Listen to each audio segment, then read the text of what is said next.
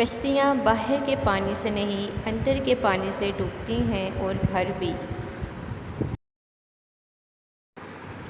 مشکل تو یہ ہے کہ ہمیں پیٹھ پیچھے بولنے والے با اخلاق اور منہ پر بولنے والے بدتمیز لگتے ہیں۔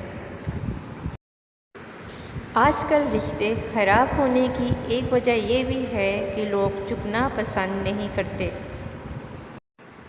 جب کوئی چیز تیرے نفس میں کھٹکے تو سمجھ لے کہ گناہ ہے، لہٰذا اسے چھوڑ دو۔ اگر لوگ تم سے متاثر ہو رہے ہیں تو تکبر نہ کرو، بلکہ اللہ کا شکر ادا کرو کہ اس نے تمہارے عیب چھپا کر تم کو معزز بنا رکھا ہے۔ بہت کم ایسا ہوا ہے کہ قدر کرنے والوں کو قدر کرنے والے ہی ملے ہوں، ورنہ قدر کرنے والے کو ہمیشہ بے قدرے لوگ ہی ملتے ہیں۔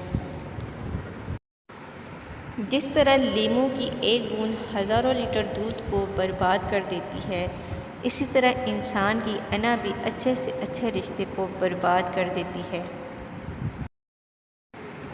اگر آپ کا بلڈ پریشر غریب کے سامنے جلدی چڑھ جاتا ہے اور امیر کے سامنے نارمل رہتا ہے تو آپ بلڈ پریشر کا نہیں، منافقت کا علاج کروائیں۔